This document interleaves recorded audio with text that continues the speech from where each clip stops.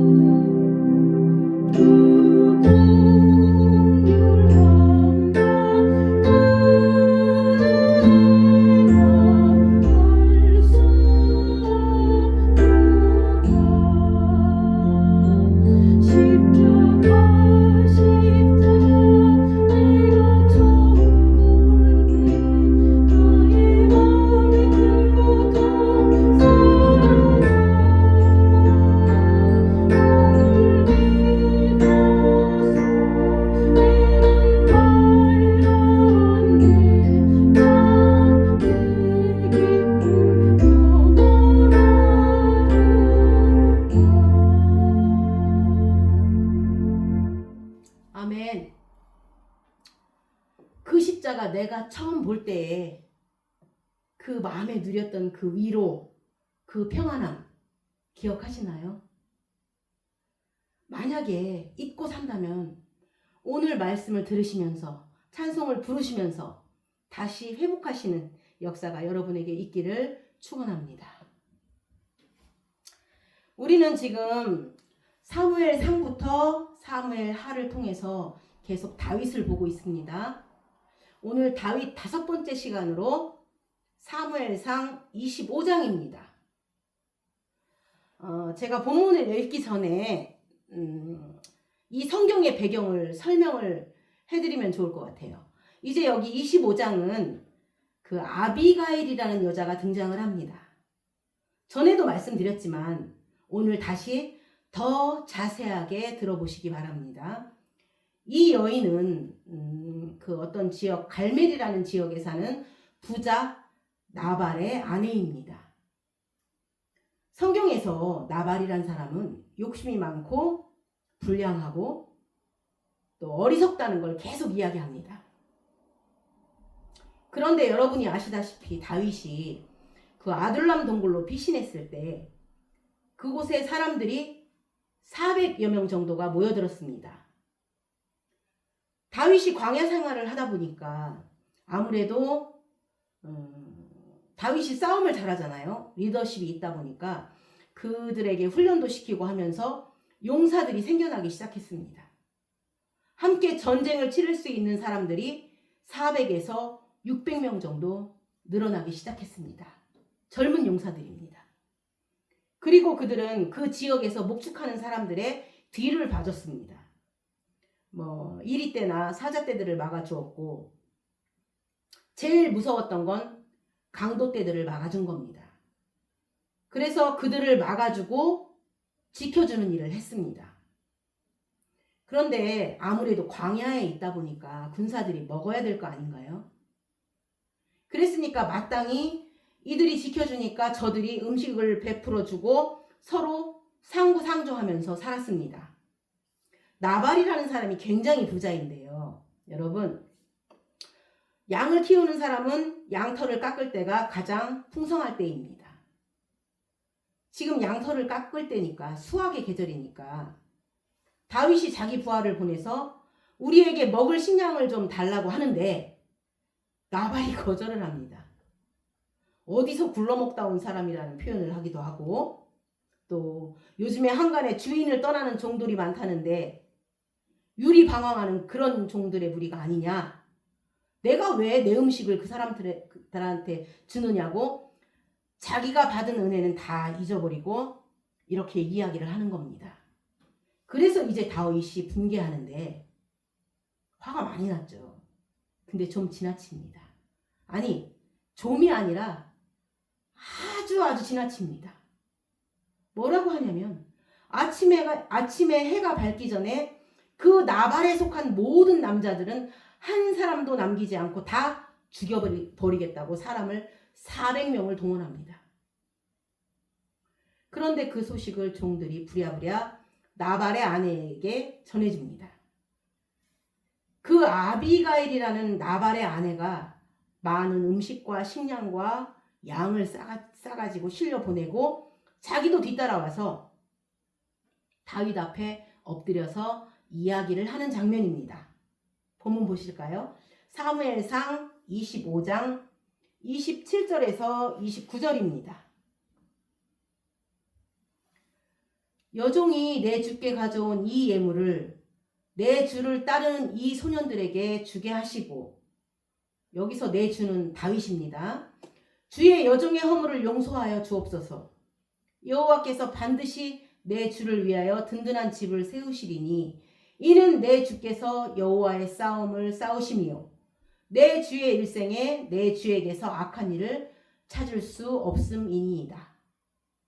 사람이 일어나서 내 주를 쫓아 내 주의 생명을 찾을지라도 내 주의 생명은 내 주의 하나님 여호와와 함께 생명 싸개 속에 쌓였을 것이요 내 주의 원수들의 생명은 물매로 던지듯 여호와께서 그것을 던지시리이다. 우리 다시 한 군데 더 볼까요? 다윗의 악함을 보겠습니다. 사무엘상 25장 그 앞에요. 21절에서 22절입니다. 다윗이 이미 말하기를 내가 이자의 소유물을 광야에서 지켜 그 모든 것을 하나도 손실이 없게 한 것이 진실로 허사라. 그가 악으로 나의 선을 갚는도다. 여러분, 벌써 여기서부터 모순이 보입니다. 모순이에요. 예를 들면 자기가 지켜준 거는 맞는 얘기인데 우리가 지켜준 것은 복음의 관점에서 보면 우리가 다른 사람에게 은혜를 베푸는 거는 보상을 요구하지 않는 겁니다. 많은 사람들이 관계에 있어서 자기가 베풀어주고 상처를 입고 하는 그 와중에 보통은 상처를 상대방이 주기보다는 본인이 입는 거라는 겁니다. 그러니까 상처를 주는 사람들을 상처를 입는 사람이 더 많습니다. 상처를 준 게 아닌데 본인이 상처를 입는 겁니다. 그런 경우에 우리가 우리의 모든 삶의 행동들, 또 남에게 구제를 한다든가 남을 도와준다든가 또 은혜를 베푼다든가 하는 것들이 진실하다라는 것은 생각해 보세요. 어떤 대가나 보상을 요구하지 않는 것이어야 된다는 겁니다. 만약에 무엇인가 보상을 요구하고 만약에가 아니라 무엇인가 보상을 요구하고 돌아오기를 기대하기 때문에 배은망덕하다고 하면서 섭섭한 겁니다. 여러분, 성경에 보면 오른쪽 양과 왼쪽 양, 오른쪽의 양들은 자기가 한 일을 모르고 있습니다. 내가 언제 그랬냐고 합니다. 주님은 내가 목이 말랐을 때 물을 줬고 내가 헐벗었을 때 날 입혀주었고 내가 배고플 때 음식을 줬다고 했더니 오른쪽 양들은 내가 언제 그랬냐는 겁니다.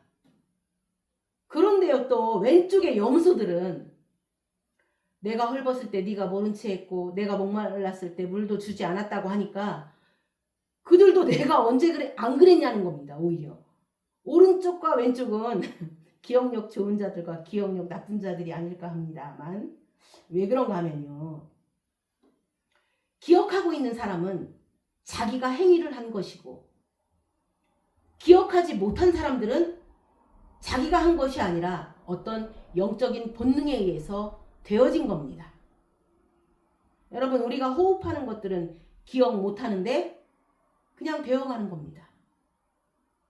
어떤 존재들이 그 본능에 의해서 무슨 일을 한다는 겁니다. 그러니까 오른손이 하는 일을 왼손이 모르게 하라. 이거는 우리 성경에서 그 말씀 많이 듣죠. 오른손이 하는 일을 왼손이 모르게 하라.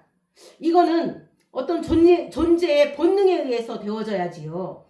오른손과 왼손 사이에는 여러분 의식이라는 게 있어요. 그렇죠? 그래서 생각해서 되어지는 게 아니라 오른손과 왼손이 서로 모른다는 거는 자기도 모르게 부지부식간의 본능에 의해서 되어지는 차원입니다.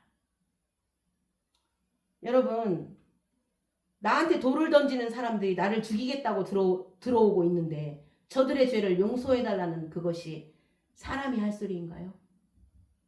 사람이 하는 게 아니라 그 안에 계신 새롭게 태어난 그리스도라는 생명의 본능이 그 순간에 희생과 헌신과 그렇죠. 그 죽는 순간, 순교의 순간마저도 그리스도의 사랑의 본능이 자기를 통해서 흘러나간 겁니다. 사람들이 순간에 자기 몸을 막 이렇게 초기와 같이 버리고 다른 사람의 생명을 살릴 때가 있습니다. 그것도 마찬가지로 어떤 본능이 움직여준 겁니다. 뭐 내가 이렇게 하면 신문에 나오겠지? 또 내가 이렇게 하면 스타가 되겠지 하면서 그렇게 생각하면서 그렇게 행동하는 사람이 어디 있겠는가요? 그건 어떤 큰 힘이 그 사람을 움직여준 겁니다. 그러니까 다윗이 이게 좀 익숙하게 이거는 다 광야에서 이 사람들이 다 훈련되는 과정인데요. 자기가 목동들을 지켜준다라는 것들은 사실 이것이 참되고 진실한 은혜의 차원에서 이루어졌다면 이렇게 노발대발하거나 분개해서 죽여버리겠다고 저렇게 병사들을 일으키는 일을 할 수가 없는 겁니다. 그죠? 이거는 지금 무엇인가 하면서도 돌아올 것을 기대한 겁니다. 이거는 거래하는 겁니다. 내가 너에게 이렇게 잘 베풀었으니까 너는 나에게 나중에 갚으라는 건데요. 여러분, 우리가 부모 자식 간에도 철저하게 그냥 흘러내려가는 사랑이 요구되는 건데, 만약에 돌려달라고 하면 나중에 섭섭한 일이 생기고 갈등이 생기는 겁니다. 그래서 즐겨 해야 되는 게 하나님의 뜻입니다. 우리의 아름다운 일들, 또 선행의 일들이 즐거이 되어야 하는 겁니다. 여러분, 복 있는 사람은 율법을 즐거워하여 라고 합니다. 즐거워하여 묵상하는 자로다. 그러니까 그게 이제 즐거워지는 거는 이 안에서 사랑이 동기가 되면 즐겁습니다. 내가 희생을 해도 사랑이 동기가 되면 즐겁다는 겁니다. 그래서 내가 사랑하고 안에 있는 어떤 그 풍성한 사랑으로 인해서 그들을 도와줬다면 이렇게까지 반응하지 않을 겁니다. 이건 지금 다윗은 순수한 사랑이 아니었기 때문입니다. 그 다음에 또 지금 다윗을 보면 자기를 선하게 보이는 거, 이게 제일 악한 겁니다. 나의 선을 위하고 자기를 선하게 보이려고 그들은 자기의 보복심으로 이렇게 잔인한 감정을 못 이기고 있는 상황에서도 하나님의 일을, 하나님의 공의를 집행한다고 생각합니다. 그냥 자기가 열내는 것뿐인데, 그냥 자기가 감정을 못 이기는 것뿐인데 공의를 집행한다고 합니다. 그걸 의분이라고 하는데, 여러분, 하나님께서 가장 싫어하는 것 중에 하나가 저는 그 의분이라고 생각합니다. 여러분, 의분을 내는 그 순간에 내가 기준이 되는 겁니다. 그건요, 그냥 성질 부린 거고 내 코드에 안 맞는다는 겁니다.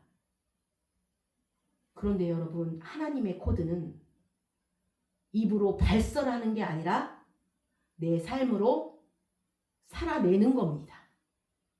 내가 얘기를 안 해도 상대방이 읽어야 되는 겁니다.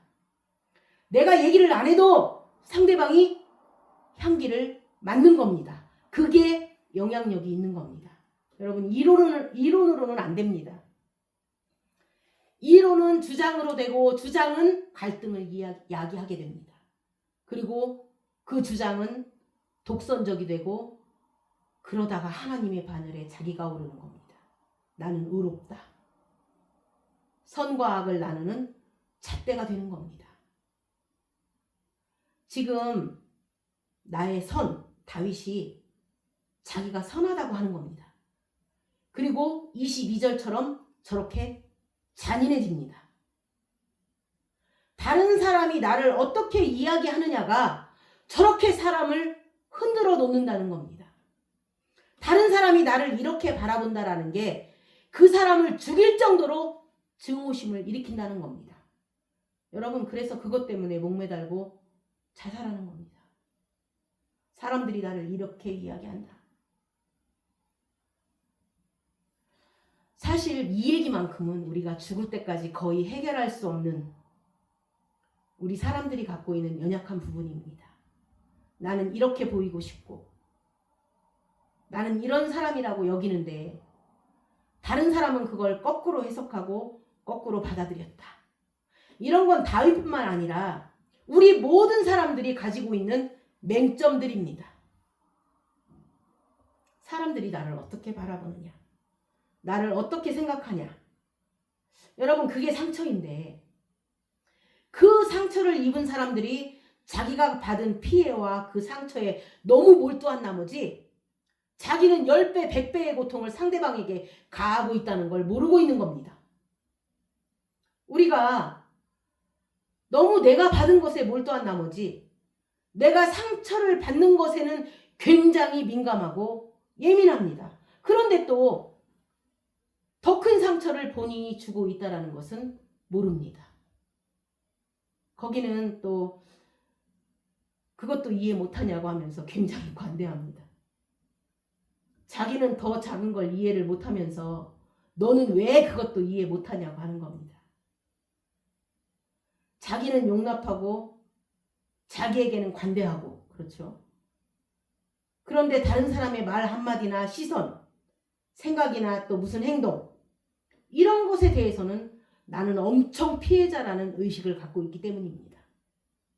여러분, 복음적인 거는요. 나는 가해자다. 이게 더 좋은 겁니다. 여러분, 나는 악한 자보다 더 악한 자입니다.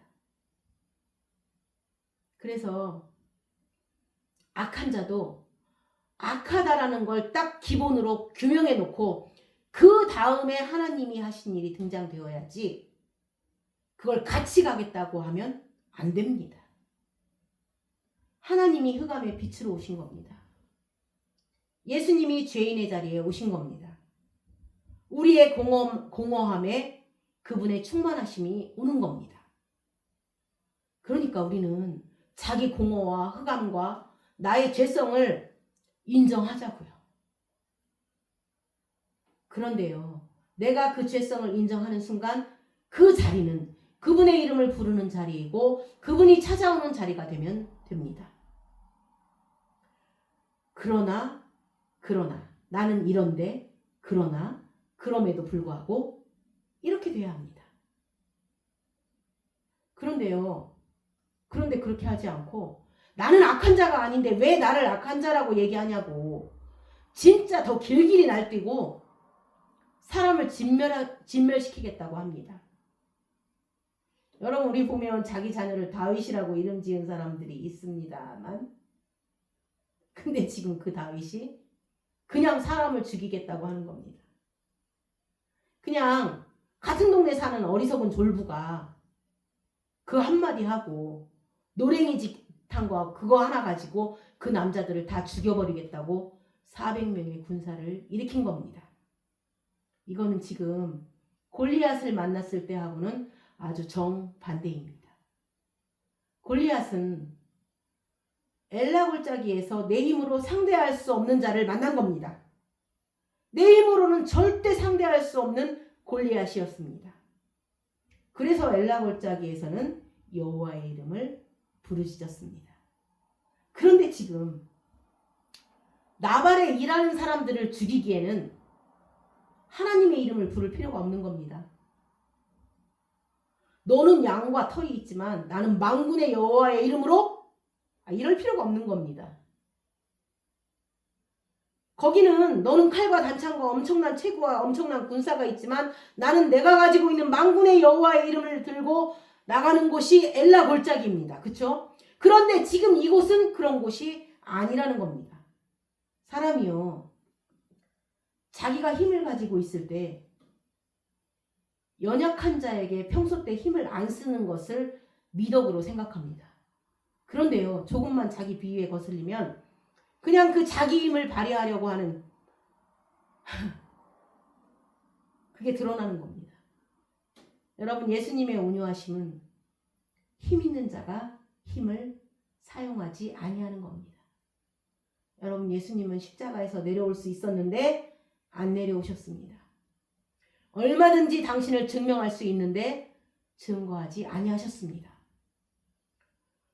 동양에서 말하는 것처럼 마치 봉황새가 땅에 내려와서 병아리들과 함께 이렇게 뒤뚱뒤뚱 그런 이야기입니다. 봉황새더러 거창하게 천지를 좀 흔들어 보라고 하는데도 그 봉황새가 그런 위엄을 갖춘 존재가 자기 힘을 딱 중단하고 그 날개를 접고는 그냥 땅에서 낮은 자들과 함께 하는 겁니다. 여러분, 동양의 선진들도 그런 표현을 합니다. 예수님 십자가에서 마치 도살장으로 끌려가는 어린 양이 털 깎는 자 앞에서 잠잠한 것처럼 그 입을 열지 아니하셨습니다. 12영이나 되는 천사를 동원할 수도 있었고 얼마든지 당신이 하나님의 아들인 걸 증명할 수 있었는데 그냥 그것을 당신이 고사하셨습니다. 그런데 지금 이거는 그 졸부가 나를 알아주지 않는다고 자기의 엄청난 그 힘을 막 발휘하는 겁니다. 그죠? 남들을 진멸하는데 또 자기 분노와 보복심을 만족시키기 위하여 하나님 이름도 팔아버립니다. 마치 내가 그들을 죽이지 아니하면 하나님이 나에게 벌을 준다고까지 말을 합니다. 결국 사람을 죽이는 것이 하나님의 일인 것처럼 말하는데 사람은 그렇게 악하다는 겁니다. 그러나 우린 그러나가 중요하죠. 그렇게 악한데도 불구하고 하나님은 그러한 우리를 위해서 무엇을 준비하시는지 보겠습니다. 사무엘상 25장 23절입니다. 아비가일이 다윗을 보고 급히 나귀에서 내려 다윗 앞에 엎드려 그의 얼굴을 땅에 대니라.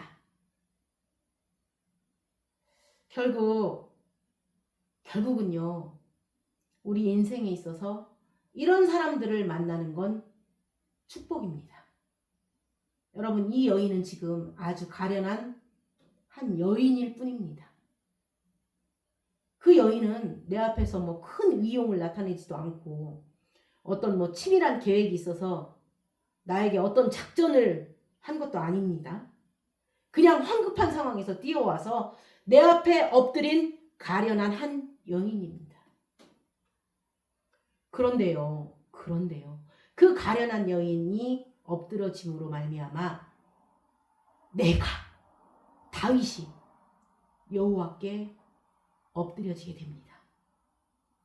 어떤 사람으로 말미암아 내가 여호와 앞에, 내가 하나님 앞에 엎드려질 수 있다면 그건 축복입니다.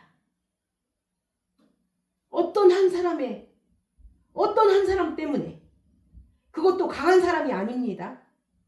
어쩌면 곧 다윗 손에 죽을 수도 있는 한 여인이고 그냥 다윗 앞에 겸손하게 엎드린 겁니다. 그것이 결국 다윗으로 하여금 여호와께 무릎을 꿇게 만들어졌습니다. 만약에 근데 그렇게 했다면 그 힘이 있을 거 아닌가요? 비록 연약한 한 여인이지만 어떤 힘이 있을 거 아닌가요? 이 여인 안에는 무슨 힘이 있는 것일까요? 여러분, 그 바리새인하고 세리 둘 다 성전으로 올라갑니다. 바리새인은 당당하니까 하늘을 올려다보고 얘기하는 겁니다. 하나님, 나는 저 세리들, 저 죄인들처럼 토색, 불의와 간음을 하지 않았다고 감사하다는 겁니다. 나는 일주일에 2번 금식하고 소득의 11조를 드립니다. 여러분들도 그런 분 많죠. 나는 11조 꼭 하고 주일원금 꼭 하고 새벽 예배 꼭 드리고 가정 예배 꼭 드리고 주일 빠지지 않고 남을 도와주고 이렇게 하나님 앞에 얘기하시는 분들 계시죠? 이거 자기의 행동에 대해서 감사하다는 겁니다. 바리새인입니다. 그런데 세리는 하나님 앞에 자기 존재가 너무 부끄러우니까 그냥 너무 작은 자고 얼굴을 못 드는 겁니다. 감히 하늘을 우러러보지도 못하고 나를 불쌍히 여겨달라고 긍휼을 구합니다. 나를 불쌍히 여겨주십시오. 긍휼을 구하는 겁니다. 그런데요, 하나님께서 이 바리새인보다 세리를 더 의롭다고 말씀하십니다. 그럼 세상에 나갈 때 사람들 앞에서는 하나님이 나에게 너는 이런 사람이다라고 얘기한 것이 나에 대한 진실입니다. 그러면 하나님 앞에는 우리가 죽을 때까지 나의 진정한 어떤 실존, 나의 죄인된 심정, 나의 연약함, 소위 말하면 내가 나 자신을 어떻게 할 수 없는 아주 마음이 상한 심령, 아주 심령에 통해하는 자, 우리는 그걸로 나가는 겁니다. 그러니까 늘 하나님 앞에서는 작은 자로 나가고 작은 자로 나갔기 때문에 하나님을 만날 수 있게 되고 작은 자이기 때문에 하나님이 함께 하시고 긍휼히 여기심을 받지 않으면 망할 수밖에 없는 사람이기 때문에 하나님의 긍휼하심을 받습니다. 그 하나님을 만났기 때문에 세상에서는 당당하게 큰 자로 살 수 있다는 겁니다.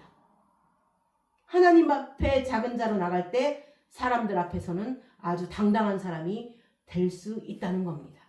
우리는 두 가지 정체성을 가지고 있습니다. 하나님 앞에서는 항상 죄인의 심정입니다. 그래서 우리가 의인이 되는 겁니다. 긍휼히 여김을 원했기 때문에 나를 불쌍히 여겨 주십시오. 나는 죄인입니다. 라고 할 수 있는 겁니다. 그래서 그 긍휼히 여기심에 대한 하나님의 응답이 예수님입니다. 우리를 불쌍히 여기신 것에 대한 하나님의 반응이 예수님이었습니다. 그 예수님으로 인한 결과가 결국 우리는 죄사함이고 당당함이고 하나님의 자녀고 거룩한 백성이고 보배로운 존재가 되는 겁니다. 그건 우리의 어떠함이 아니라 하나님이 우리를 긍휼히 여기심에서 나오는 겁니다. 지금 이 여인의 입장은 딱 그거, 딱 하나입니다. 상한 심령이었습니다. 그런데 그 상한 심령에 대한 하나님의 반응으로 그분과 함께 하심 때문에 이렇게 지혜의 말을 할 수가 있고 하나님의 도구로서 사용받을 수 있었다는 겁니다. 여러분, 우리도 역시 상한 심령입니다. 얼마나요? 얼마나 상한 심령인가요?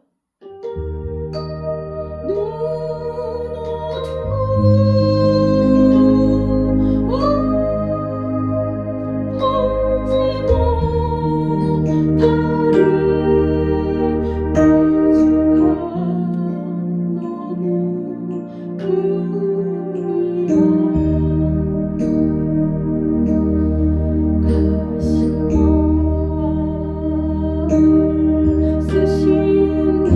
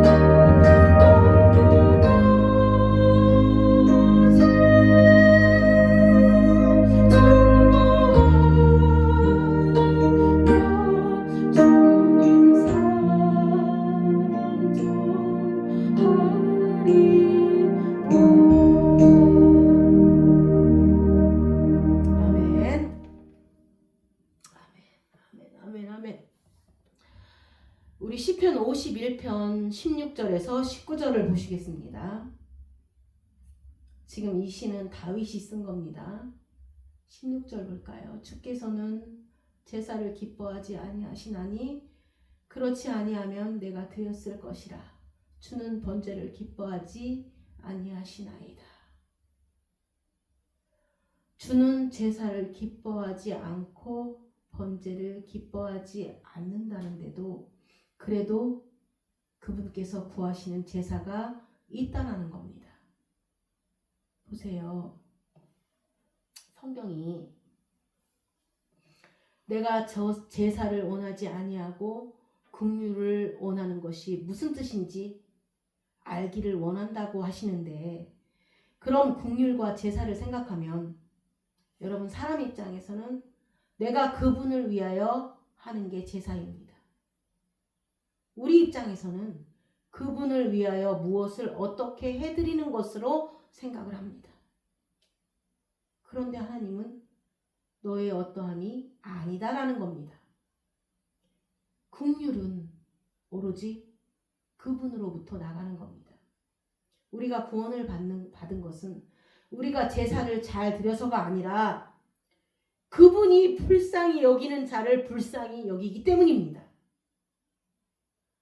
그분의 도움이 필요한 사람이었기 때문입니다.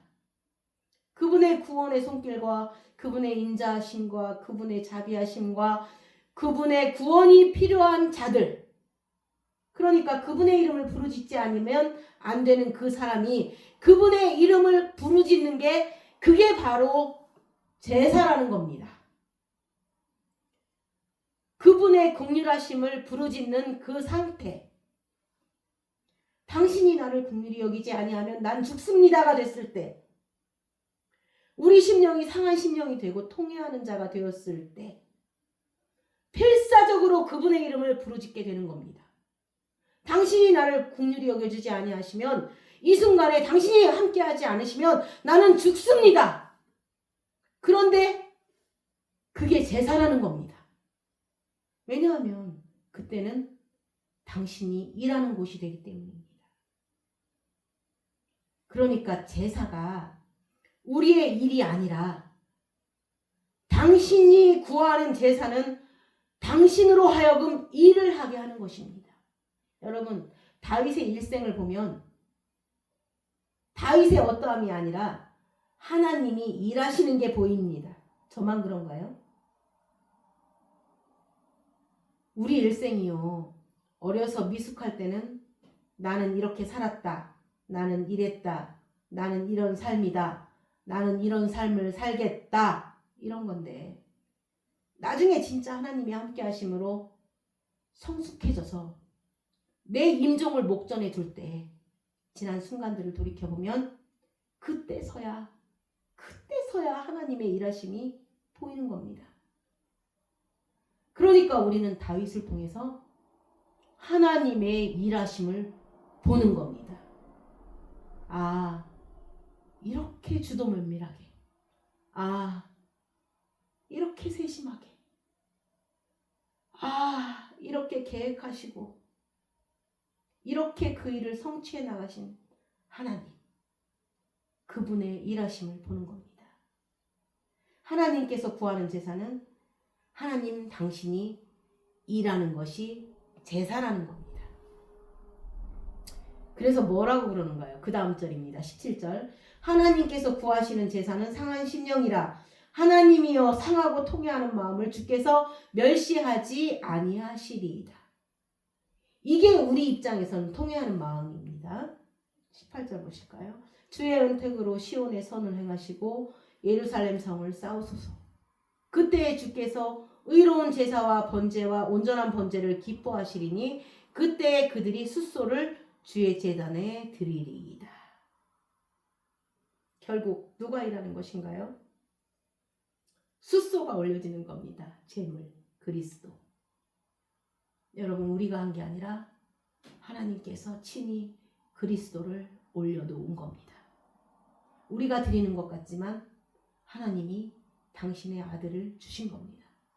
우리가 양을 올려놓은 것 같지만 하나님이 참된 어린 양, 세상죄를 지고 가는 어린 양을 제단 위에 올려놓은 겁니다. 나를 위해서.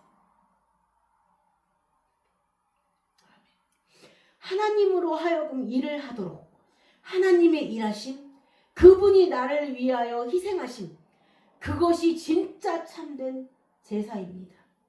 우리 다시 본문으로 돌아가서 본문 28절을 보겠습니다. 이 여인이 상한 심령으로 여호와의 이름을 부르짖을 때 하나님께서 함께 하시니까 결국 자기도 온전해지지만 그 입에서 여호와의 함께 하심이 나타나게 되는 겁니다. 그럼 누구를 사용하시겠느냐?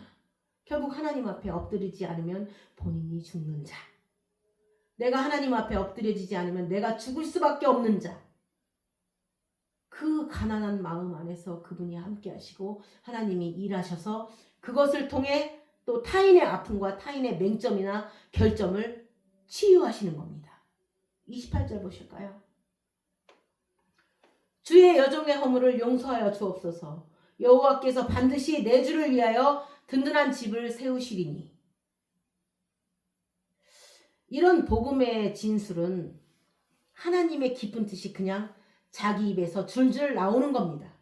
자기 입에서 나오는 겁니다. 여러분, 우리가 평생 하나님을 위해서 집을 짓다가 여기까지 온 겁니다. 그런데 어느 날 깨달았습니다. 어느 날 집을 짓는 분은 내가 아니라 하나님이시구나.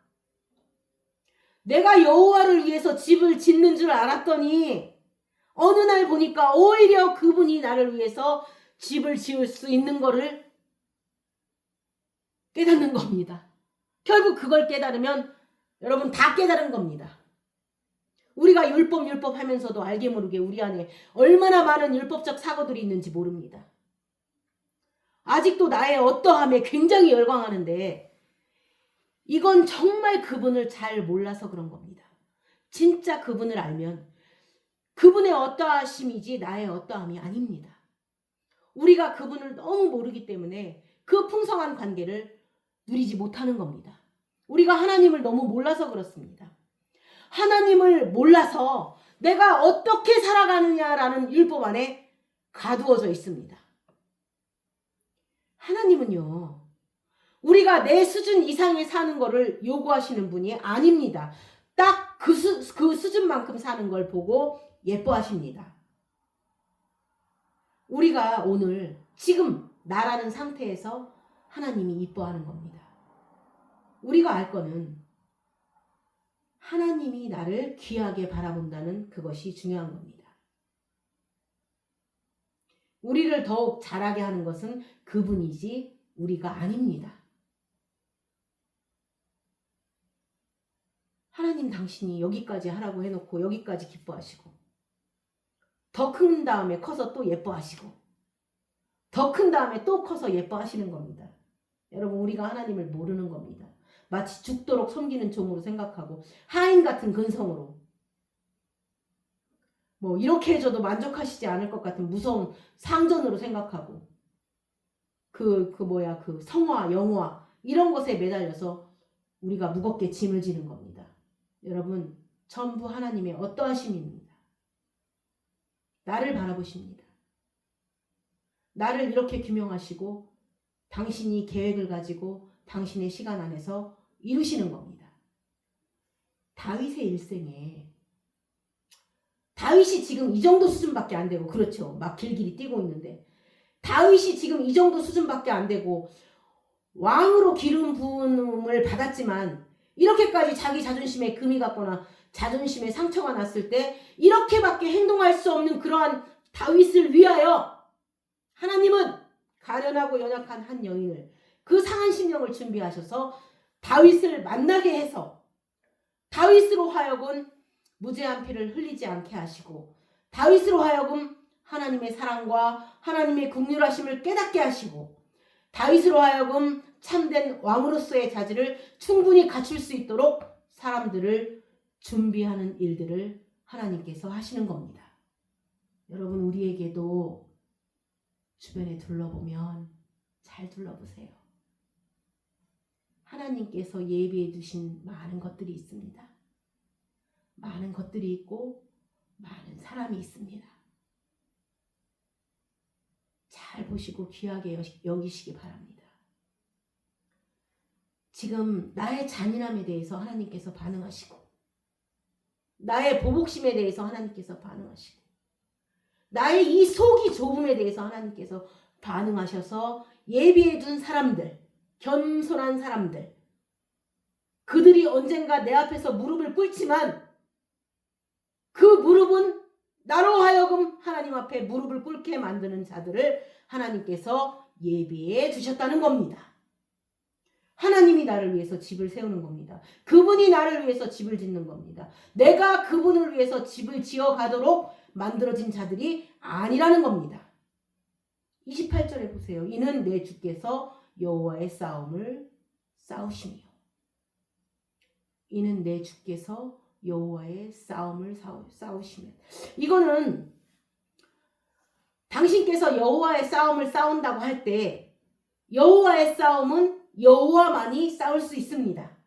그러니까 당신이 여호와의 싸움을 싸운다는 얘기는 여호와께서 당신 안에서 여호와의 거룩한 싸움을 하실 자라는 겁니다. 당신이라는 겁니다.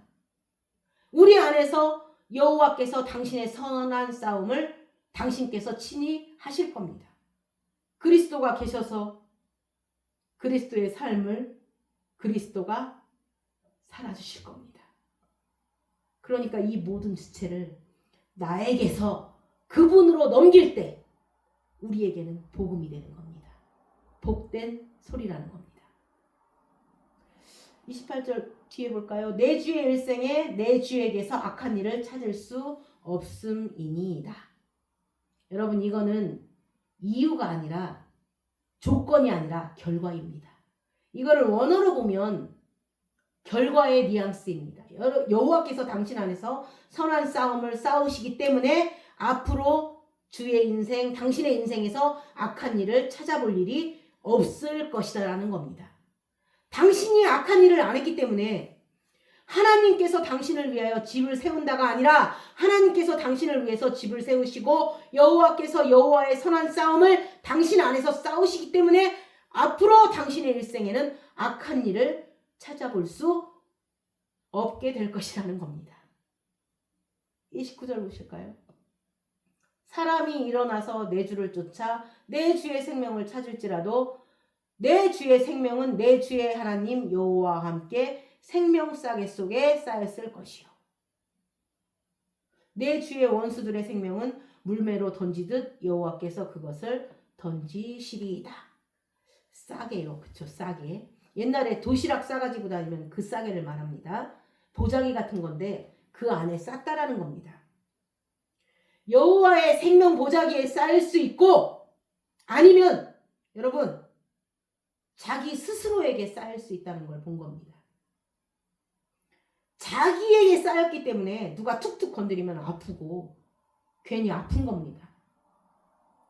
여호와의 보자기 속에 생명 보자기 속에 쌓여 있다고 하는데 여러분 그 법궤를 보면 법궤 아시죠? 법궤를 보면 법궤 안에는 아론의 쌍난 지팡이와 두 돌판이 있습니다. 여러분 원래 돌판을 처음 해줄 때는 우리 손에 닿기도 전에 깨져버립니다. 왜냐하면 그 돌판을 받기도 전에 우리가 그 법을 깨뜨렸기 때문에 깨진 겁니다. 그 다음에 그 두 돌판과 또 만나가 있습니다. 그러면 이 만나는 철저히 한 사람이 태어나서 하나님과 함께 하시지만 그 하나님 앞에서도 내가 어떻게 살아왔느냐에 대한 나의 일생을 그 법궤 안에 있는 내용으로 볼 수 있게 해줍니다. 아, 나는 반란하고 반역하고 원망하고 불평하고 그럼에도 불구하고 하나님께서는 계속 만나를 내려주시고 내 스스로 만나를 만들 수도 없었고 스스로 음식을 만들 수도 없었고 그분이 도와주시지 않으면 나는 죽었고 그럼에도 불구하고 나는 당신의 법을 계속 깨트리는 자였습니다. 전부 나에 대한 실존을 그대로 그 법궤 안에 집어넣었습니다. 그러니까 하나님을 상징하는 당신을 지칭하는 법궤 안에 바로 나라는 실존이 그대로 있는 겁니다. 나의 삶이 그렇죠. 부르르하는 나의 성격 그렇죠. 화통을 삶아먹은 것 마냥 그런 모습 또 질질 짜는 내 모습 절망하는 내 모습 내 인생의 나의 모든 사연이 그 법궤 안에 다 들어있는 겁니다. 그 안에는 반역도 있고 원망도 있고 불평도 있고 우리의 깨트림과 하나님을 불순종하는 모든 것들이 다 들어있습니다. 그런데 여러분 그 뚜껑이 열리면 천사들이 그걸 바라볼 텐데요. 그렇죠? 근데 그 뚜껑을 딱 덮어서 천사들이 그걸 바라보고 하나님과 나 사이에 참소하지 못하도록 만들었습니다. 만약에 뚜껑이 열려서 그 모습을 보면 천사들이 이들의 죄를 하나님 앞에 참소할 거 아닌가요? 그런데 참소하지 못하도록 뚜껑이 덮이고 그 덮인 뚜껑에다가 어린 양의 피를 확 뿌려버립니다. 그럼 뚜껑이 피로 덮여 있는 겁니다. 그런데 또 거기다가 그분이 그 뚜껑 위에 강림하십니다. 여호와의 강림은 그 뚜껑에 앉아 계십니다. 여호와의 강림이 그 안에 있으니 그 누구도 그 문을 열 수가 없는 겁니다. 그분의 임재하심과 그분의 강림하심, 그분이 나와 함께 하신다는 것, 그 자체가 나의 연약함과 나의 죄성을 참소할 수 없게 만드는 겁니다. 이걸 정죄하지 못하게 만듭니다. 그분이 나와 함께 한다는 것 자체가 마치 법궤 뚜껑에 들어가서 나를 당신의 보자기로 거기다 2중 3중으로 아들의 피로 아들의 죽음으로 그냥 거룩한 그리스도의 피 보혈만 보일 뿐입니다. 그래서 그곳을 영어로 자비의 자리라고 합니다. 우리말로 시은좌, 하나님의 은혜가 강림하는 자리라고 하는 겁니다. 시은좌, 보좌. 또 하나님과 사람 사이에 화목이 이루어지는 곳이라고 해서 그 뚜껑을 화목소라고 합니다. 우리 삶 자체가 이미 그분의 법, 하나님의 생명, 그분의 법계 안에 딱 들어가 있는 겁니다. 그분이 보자기 안에 함께 하십니다. 그런데요, 이렇게 감사한 일인데, 그런데 하나님의 생명 싸개가 아닌 자기 속에 쌓이면 길길이 날뛰는 겁니다. 아프고 분이 나고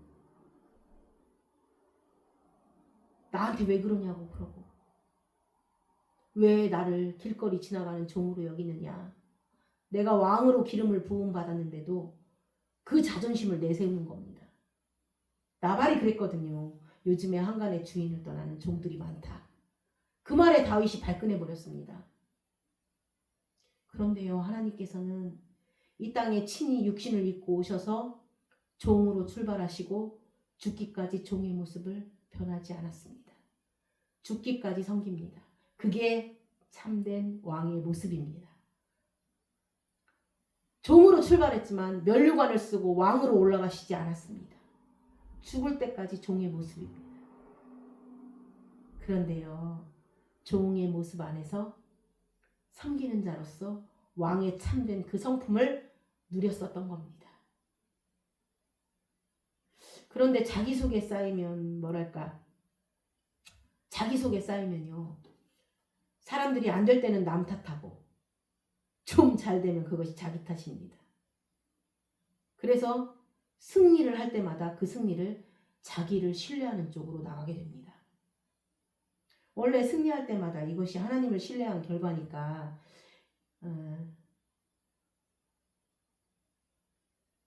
결국 그 진짜 큰 사람은 엘라 후에 또 엘라가 나오는 겁니다.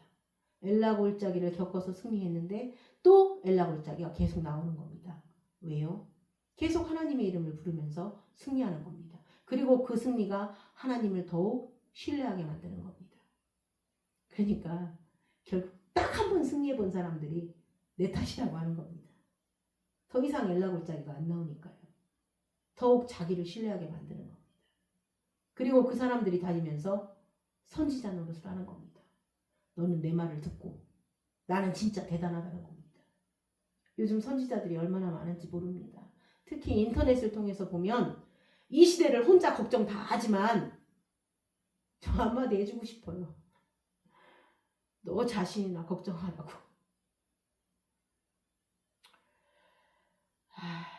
마태복음 10장 16절을 보시겠습니다.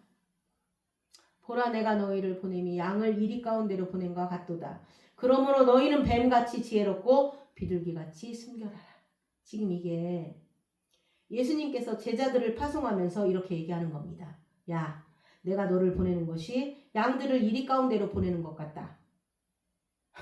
그럼 이게 다 잡아먹히라는 건데 이게 무슨 이런 선생이 있겠는가요? 우리가 주님을 어느 정도까지만 알고 깊이 몰랐을 때는 이런 얘기를 들으면 나를 위험한 곳에 보내시는구나 라고 생각할 수 있습니다. 가는 곳마다 이리가 득실되니까 조심하자, 거기로 가는 겁니다. 그런데 그분의 생명싸개 속에 내가 쌓여있는 것을 계속 경험해 나가면서 그분을 알아가게 되면 이 말을 들었을 때도 딱 알게 됩니다. 내가 너를 보내는데 이리 속에 양을 보내는 것 같다고 하면 여기에 나타나지는 아니한, 여기 글에 나타나지 아니하고 말로 직접 하지는 않았지만 어떤 너무나 분명한 말이 생략되어 있습니다. 맞춰보실래요? 어떤 말이 생략되어 있을까요? 내가 너희를 보냄이 양을 이리 속에 보내는 것 같다고 그러면 여러분, 나는 선한 목자다. 앞으로 나는 너를 떠나지 않으며 너와 함께 있다. 이리가 너를 공격할 때는 나는 선한 목자라. 자기 양들을 위하여 목숨을 버리는 선한 목자라는 겁니다. 이것은 우리를 위험하게 보냈다는 것 그 이상으로 우리에게 목자가 되시겠다는 약속입니다. 그리고 지혜롭고 순결한 것은 그리스도의 성품입니다. 그럴 때마다 너희에게 지혜와 순결함이 되어주시겠다는 겁니다. 우리에게 불가능하게 들려지는 모든 명령형은 그분이 하시겠다는 약속입니다. 여러분 시편 23편 1절에서 4절을 보시겠습니다. 4절 볼까요? 내가 사망의 음침한 골짜기로 다닐지라도 해를 두려워하지 않을 것은 주께서 나와 함께 하심이라. 주의 지팡이와 막대기가 나를 안위하시나이다. 한 군데 더 볼까요? 시편 18편 1절에서 6절입니다. 이런 시편들이 다윗이 하나님과의 관계가 그렇게 좋았기 때문에 관계가 나오는 겁니다. 여러분 다윗이 글솜씨가 좋은 건 아닙니다. 왜냐하면 잘 보세요. 똑같은 걸 자꾸 기록합니다. 글솜씨가 그렇게 풍부하지 않습니다. 그런데 은혜가 되는 겁니다. 여러분 감동적이고 좋은 글을 쓰는 시인들이 얼마나 많이 있는가요? 그런데 다윗은 맨날 똑같은 이야기를 합니다. 나의 요새시오, 방패시오, 산성이시오, 힘이시오. 그런데 은혜가 되는 겁니다. 볼까요? 18편 1절에서 6절입니다. 나의 힘이 되신 여호와여 내가 주를 사랑하나이다. 여호와는 나의 반석이시오 나의 요새시오 나를 건지시는 이시오 나의 하나님이시오 내가 그 안에 피할 나의 바위시오 나의 방패시오 나의 구원의 뿌리시오 나의 산성이시로다. 내가 찬송받으실 여호와께 아뢰리니 내 원수들에게서 구원을 얻으리로다. 사망의 줄이 나를 얽고 불의의 창수가 나를 두렵게 하였으며 수월의 줄이 나를 두르고 사망의 올무가 내게 이르렀도다. 여러분 4절과 5절의 경험이 4절 5절 뭐예요? 사망의 줄이 나를 얽고 불의의 창수가 나를 두렵게 하였으며 수월의 줄이 나를 두르고 사망의 올무가 내게 이르렀도다. 4절과 5절의 경험이 하나님이 방패고 요새고 하나님이 나의 힘이고 생명인 그 와중에 이런 과정이 있다라는 겁니다. 또 이런 과정에서 그 하나님이 나의 방패고 생명인 걸 알게 되는 겁니다.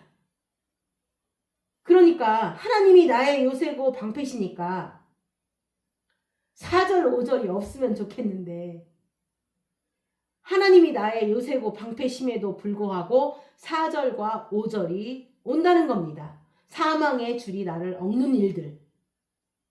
그러나 그 자리가 내가 그분을 부르짖는 자리가 될 때. 6절 보실까요?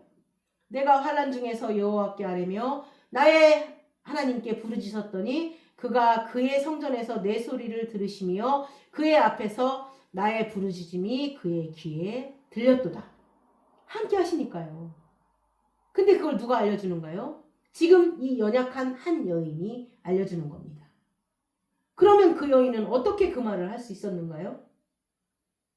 본인이 마음이 상한 심령이고 통회한 자이기 때문입니다. 통회하고 연약한 힘없는 여인이 자기가 무릎을 꿇었더니 무릎을 꿇었는데 자기 안에서 여호와의 말씀이 대언되는 겁니다. 다윗이 꼭 들어야 될 이야기들이 나오는 겁니다. 그렇다고 우리도 괜히 연약한 척하고 연약한 척 하면서 거기다가 내가 하고 싶은 얘기 집어넣고 그런 거 하지 마세요. 그리고 또 괜히 가서 하나님이 말씀하셨다고 그러지 마세요. 그게 아니라 하나님이 함께 하시면 저분의 입에서 나온 얘기가 하나님의 얘기인지 자기 얘기인지는 여러분 말하는 사람이 말 안 해도 듣는 사람이 아는 겁니다. 듣는 사람이 아는 겁니다. 저도 성도들한테 이런저런 얘기를 들으면서 많은 걸 깨우친 적이 있습니다. 그럴 때는 진짜 감사해집니다.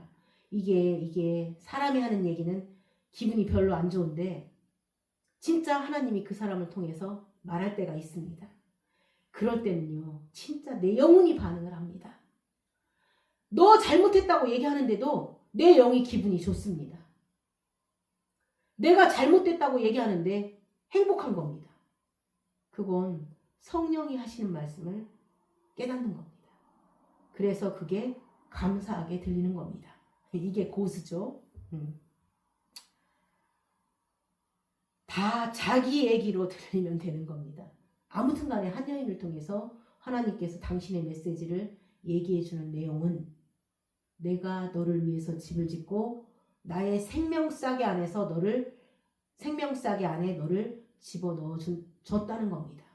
놀라운 얘기입니다. 그래서 네가 어디를 가든지 내가 목자가 되어준다는 겁니다. 사무엘상 25장 32절에서 33절을 보실까요?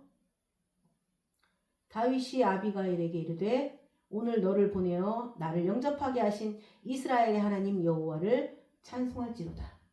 또 내 지혜를 칭찬할지며 또 내게 복이 있을지로다.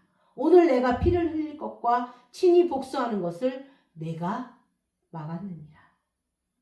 여러분, 우리 인생에 이런 사람들을 즐비하게 하나님께서 예배해 두신 겁니다.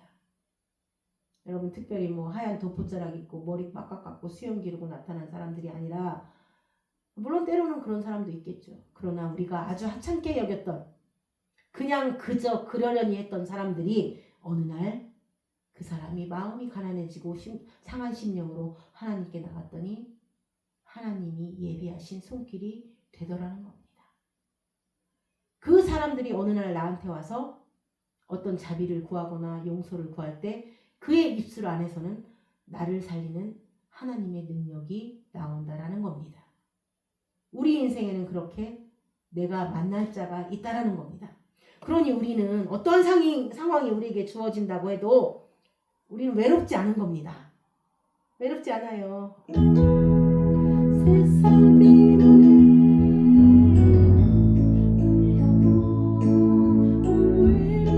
않아.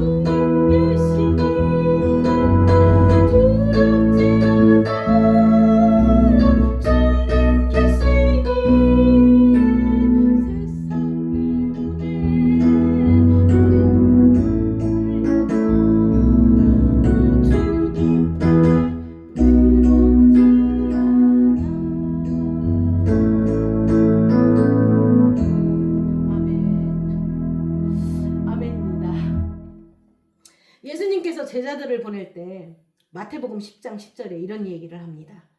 볼까요? 마태복음 10장 10절에서 12절입니다. 어떤 성이나 마을에 들어가든지 그 중에 합당한 자를 찾아내어 너희가 떠나기까지 거기 머물라. 또 그 집에 들어가면서 평안하기를 빌라. 예수님께서 이왕이면 너는 어디를 가라. 예를 들면 너희가 어디를 가다 보면 어디를 들려라 할 때 어디 거기에 가면 내가 너를 영접해 줄 사람을 만난다든가 합당하다라든가 너에게 기꺼이 은혜를 베풀 사람을 만나게 준비해놨다고 말씀하시지 아니하시고 그냥 옷도 두 벌만 입혀서 내보내면서 금이나 은이나 전대도 차지 않게 내보내시면서 아무 성이나 들어가든지 너를 영접할 사람을 찾으라는 겁니다. 황당한 말씀입니다. 아무것도 없이 걸어 들어가다가 도울 사람을 어떻게 찾겠는가요? 그런데 주님께서는 그 옛날에 아무 성이나 들어가서 합당한 자를 찾으라는 겁니다. 그럼 도대체 이 말은 또 뭐가 생략이 되어 있겠는가요? 또 맞춰보실래요? 아무 성이나 들어가면 너를 영접하고 기꺼이 너에게 자비를 베풀고 너에게 양식을 제공할, 너에게 거처를 제공할 합당한 자를 하나님께서 아무 성에든지 아무 때든지 어디서든지 어디를 가든지 어디에 있든지 하나님께서 그 합당한 자를 예비해 두신다는 겁니다. 믿고 싶은 분들은 아멘입니다. 하나님께서 예비해 두신다는 겁니다. 그래서 아무 성이나라고 얘기하시는 겁니다. 여러분 진짜 치유는 우리 안에 있지 않습니다.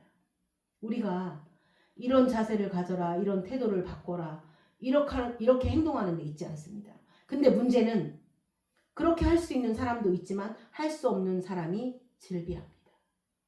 얼마나 우리가 알면서 못 들어가는 사람들인가요?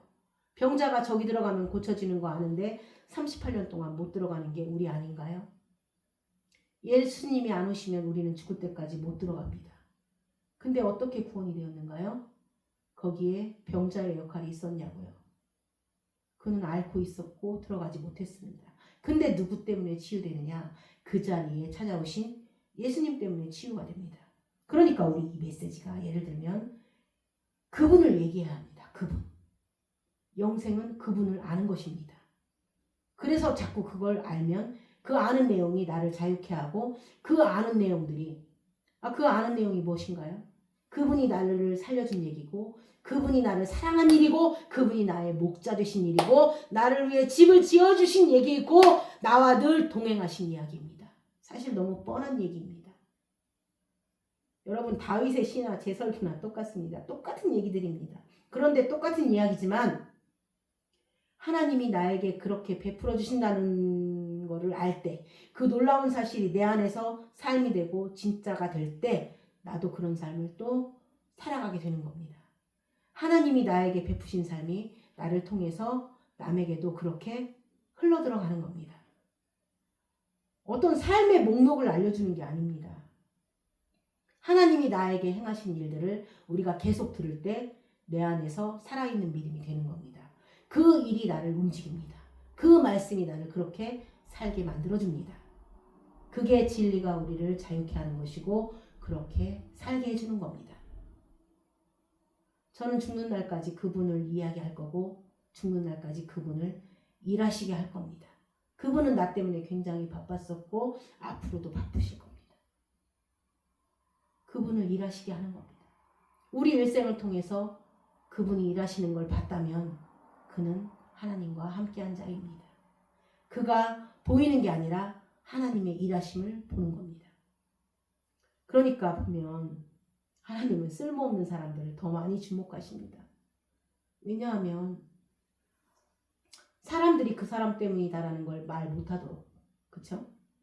그 사람이 잘나서 이렇게 되었다는 걸 말 못하도록 저건 절대 저 사람이 아니야 라고 하는 그런 폐품들을 잘 주목하십니다. 그래서 이건 하나님이니까 하나님이시니까 이런 일이 이루어졌다는 걸 알게 하는 겁니다. 아니면 폐품이 아니라고 여기는 사람들을 폐품이라고 알 수 있도록 그 안에 집어넣다가 꺼내가지고는 너는 폐품이라는 걸 알려주기 위해서 하나님께서 계속 일을 하십니다. 그러면 그 사람의 일생에 무엇만 남는가요?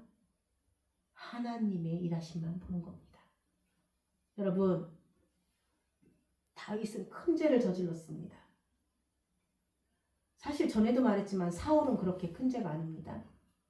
사울은 제사에 관한 죄인데 다윗은 사람을 죽였습니다. 그리고 성에 대한 엄청난 죄를 저지르는데 다윗은 그래도 그 죄인의 심정에 다윗은 그래도 그렇게 엄청난 죄를 저지르고도 그 죄인의 심정으로 하나님과의 관계로 하나님이 용서하시도록 하나님이 일하시도록 했습니다. 그리고 사울은요 자기 죄를 지적하러 온 선지자한테 당신의 하나님이라고 말합니다. 자기는 이미 관계에서 멀어진 겁니다. 자기는 이미 승리감에 도취되어 있어서 자기는 일국의 왕이었고 한 나라의 왕이고 어떤 자기의 굉장한 힘 안에서 자기가 대단한 사람이었던 겁니다. 그래서 당신의 하나님 하다가 결국은 관계를 버렸기 때문에 끊어지는 겁니다. 여러분, 말씀을 버렸다는 건 관계를 버린 겁니다. 그런데 다윗은요, 이런 죄 중에서도 그 시편을 읽어보면 자기는 복중에서부터 죄인이라고 이야기합니다. 그럼에도 불구하고 나를 떠나지 말아달라고 합니다. 성령이여 나를 떠나지 말라고 하는 겁니다. 주여 나를 멀리하지 마시고. 죄를 지은 다윗에게 나단이 그게 당신입니다 라고 했더니 그 얘기를 듣고는 무릎을 꿇고 나는 복중에서 죄를 지었다고 하는 겁니다. 그러나 하나님께서 구하시는 심령은 이런 상한 심령이 아니냐고 하는 겁니다. 그러면서 나를 떠나지 마시고 나를 버리지 말아달라고 하는 겁니다. 여러분, 하나님은 안 떠나십니다. 떠날 의도도 없었습니다. 나와 함께 하심에 대한 놀라운 메시지를 우리가 듣다 보면 그 안에서 우리는 자기도 모르는 사이에 하나님 안에서 합당한 자로 변해가고 있는 겁니다. 나도 상대방에 대해서 합당한 자가 되는 겁니다. 그러면 그걸 언제 알 수 있는가요? 알 수 없죠, 지금. 근데 알 수 있어요. 언제요? 야곱이요. 그렇게 철없이 살다가 그 많은 시련과 연단 속에 나중에 왕을 축복하는 사람이 되고 자녀들에게 하나님의 그 예언을 전하는 자가 되고 하나님의 섭리대로 기도하는 자가 되고 성숙해지지 않았는가요? 다윗도 말년에 아들을 둘러놓고 하는 얘기를 들어보면 굉장히 성숙한 이야기를 합니다. 거기 본문 볼까요? 역대상 22장 8절에서 9절입니다. 이건 아들한테 하는 얘기입니다. 여호와의 말씀이 내게 임하여 이르시되 너는 피를 심히 많이 흘렸고 크게 전쟁하였느니라. 내가 내 앞에서 땅에 피를 많이 흘렸은즉 내 이름을 위하여 성전을 건축하지 못하리라. 여러분, 이쯤 되면 기분이 많이 나쁠 텐데 다윗이 성전 건축하는 게 평생의 소원이었는데 하나님께서 못하게 이런지하에 거절하셨습니다. 9절 볼까요? 보라, 하나들이 내게서 나리니 그는 온순한 사람이라. 내가 그로 주변 모든 대적에게서 평온을 얻게 하리라. 그의 이름을 솔로몬이라 하리니 이는 내가 그의 생전에 평안과 안일함을 이스라엘에게 줄 것임이니라.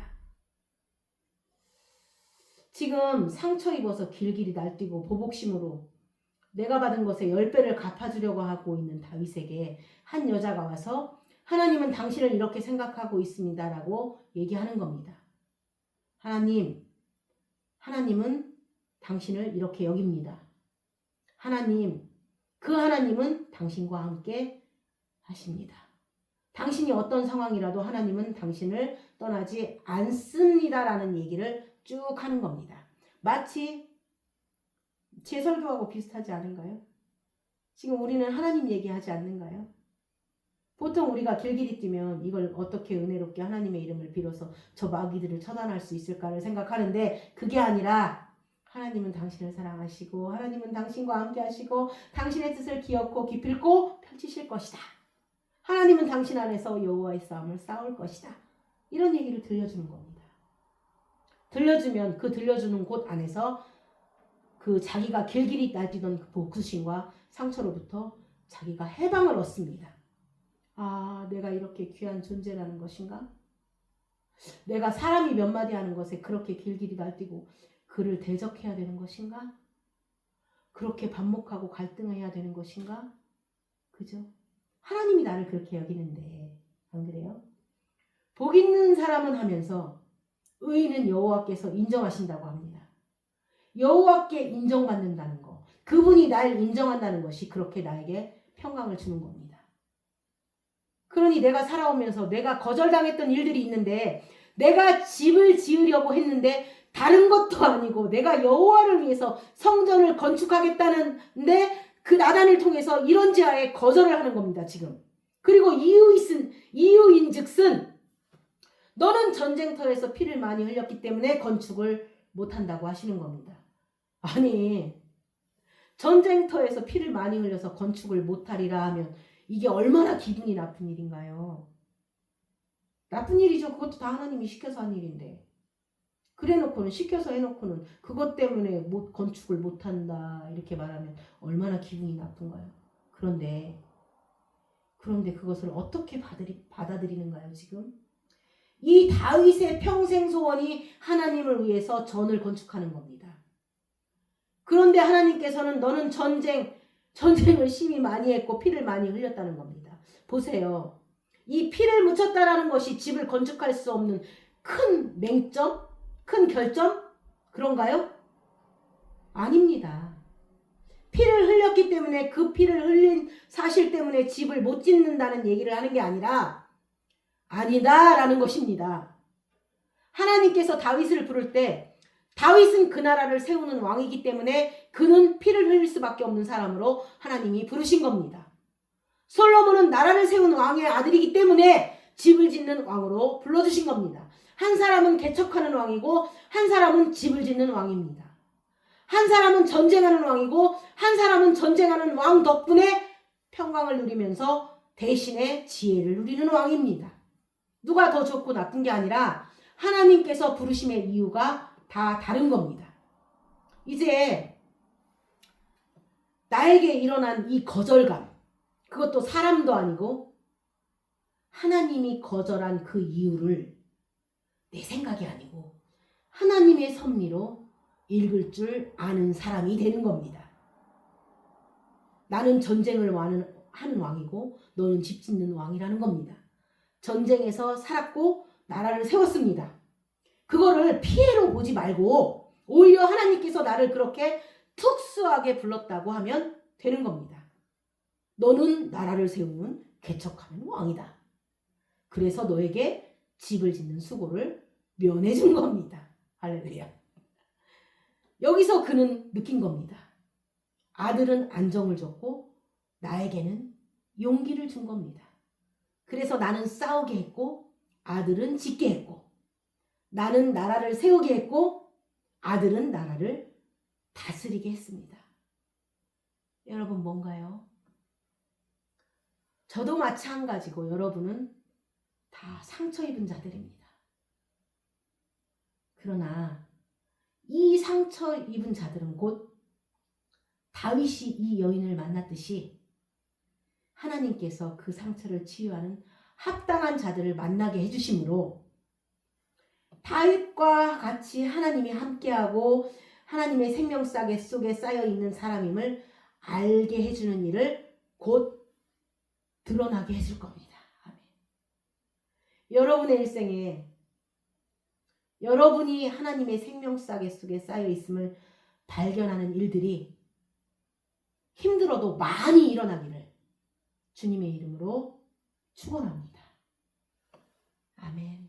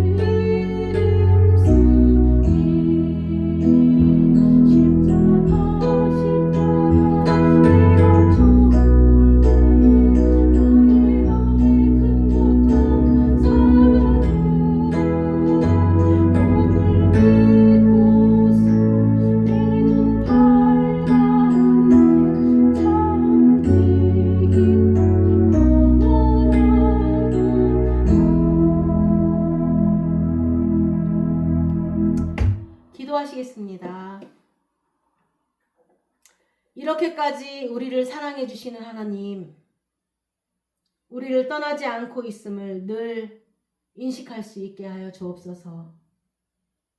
우리의 눈을 밝혀주사 하나님이 늘 임재하심을 보게 하시고 우리의 길을 열어주사 늘 사랑하고 보배롭게 여기면서 다가오시는 당신의 그 긍휼의 음성을 우리가 들을 수 있게 하여 주옵소서.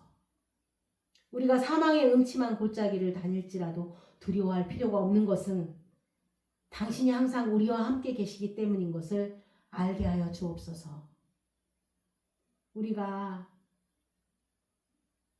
주님을 만나고 평생을 당신을 위해서 살아야겠다고 이야기했지만 오히려 나를 위해서 존재하시는 하나님을 더욱더 알므로 말미암아 하나님을 신뢰하는 삶으로 인해서 내가 애쓴 삶이 아니라 믿음의 삶으로 바꾸게 하시고 진리의 삶과 자유의 삶을 하나님 안에서 누릴 수 있는 자들이 되게 하여 주옵소서. 더욱더 당신을 알기를 소원합니다.